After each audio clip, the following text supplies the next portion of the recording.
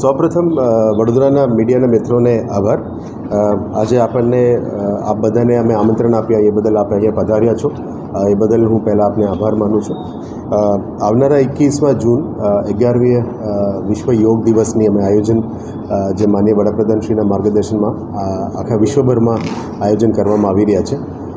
એના અનુસંધાને આ વર્ષે પણ બહુ મોટી રીતે રાજ્ય સરકારની માર્ગદર્શન હેઠળ વડોદરા મહાનગરમાં આની આયોજન અમે કરી રહ્યા છીએ.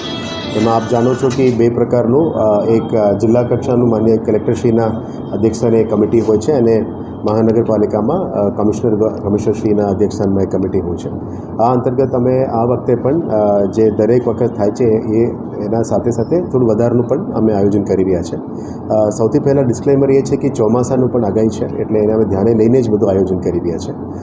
એટલે કુલ 36 જગ્યાઓમાં વડોદરા મહાનગરપાલિકાની હદમાં અમે યોગનું કાર્યક્રમની આયોજન કરી રહ્યા છે.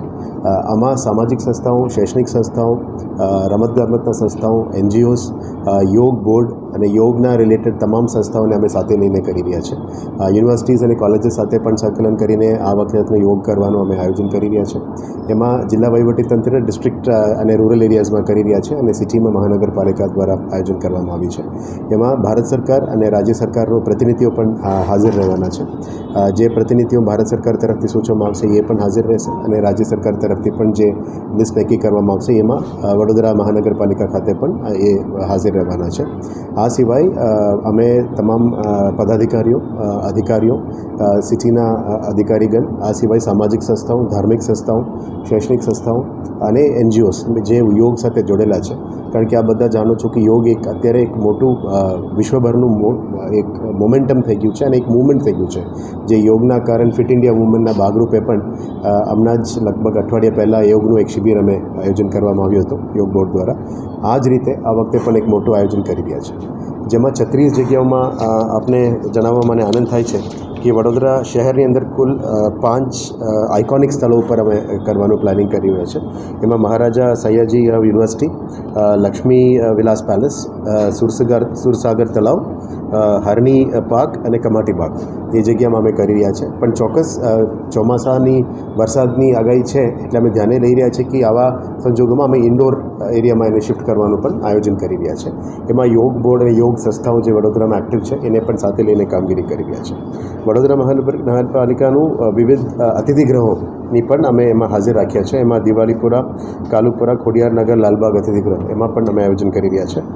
વડોદરા મહાનગરપાલિકાનું સ્પોર્ટ્સ કોમ્પ્લેક્સ જે બે કોમ્પ્લેક્સીસ છે એ સમા સ્પોર્ટ્સ કોમ્પ્લેક્સ અને માંજલપુરમાં પણ અમે આયોજન કરી રહ્યા છે. મહાનગરપાલિકા દ્વારા પહેલાં અમે નવલખીમાં આયોજન કરી હતી પણ અત્યારે વરસાદ વધારે છે એટલે અમે ઇન્ડોર સ્ટેડિયમમાં એનું શિફ્ટ કરીને સમા સ્પોર્ટ્સ કોમ્પ્લેક્સમાં મહાનગરપાલિકાનું મેઇન કાર્યક્રમ કરી રહ્યા છે. આ સિવાય અલગ અલગ જગ્યામાં મોટી સંખ્યામાં થનાર છે. આ સિવાય વડોદરા મહાનગરપાલિકાના વોર્ડ કચેરીઓ દ્વારા પણ 19 વોર્ડ દીઠ પણ અલગ અલગ કાર્યક્રમ કરી રહ્યા છે. એમાં Chhani, Sama, Kamatibaug, Alkapuri, Indrapuri, Ambedkar hall, Deepika garden, ward number 8ની અતિથિગૃહ, સપના વાવેતર હોલ, દિવાલીપુરા અતિથિગૃહ, અકોટા સ્ટેડિયમ, દીપક એમ્ફીથિયેટર, સુરસાગર, પછી રેવા પાર્ક, પૂજા પાર્ક, લાલબાગ, માંજલપુર અને મકરપુરા આટલા જગ્યાઓમાં અને NGO દ્વારા જે સંસ્થાઓ દ્વારા અમે જે આયોજન સિટીમાં કરી રહ્યા છે એમાં આર્ટ ઓફ લિવિંગ મોટી સંખ્યામાં ભાગ લેવાના છે. અખિલ વિશ્વ ગાયત્રી પરિવાર પણ છે. નારાયણ સેવા સંસ્થા છે, શ્રી કલા કેન્દ્ર તરફથી પણ થનાર છે.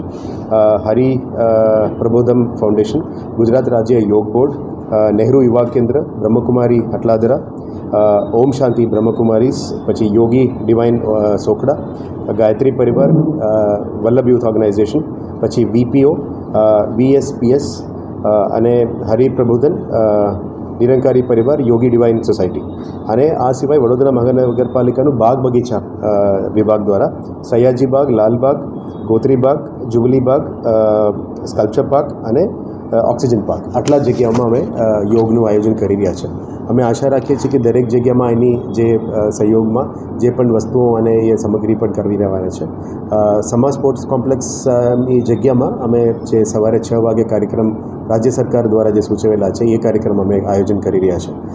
એમાં ભારત સરકારના એક પ્રતિનિધિ આવવાના છે અને રાજ્ય સરકારનું પણ એ આવવાના છે. એ નક્કી થઈ રહ્યા છે. ટૂંક સમયમાં અમારા લિસ્ટ ફાઇનલ થઈ જશે. અત્યારે કન્ફર્મેશન હેઠળ છે. એટલે તમામ મીડિયાના મિત્રોને પણ આમંત્રણ છે. આપ પણ આવીને યોગની ભાગ લો અને યોગના જે આનંદ અને ફિટ ઇન્ડિયા મુવમેન્ટને અમે સક્સેસ કરવા માટે અને માનનીય વડાપ્રધાનશ્રીએ આખું મુવમેન્ટ બનાવ્યું છે એને પણ સફળ બનાવવા માટે આપની સહયોગ હું અપેક્ષિત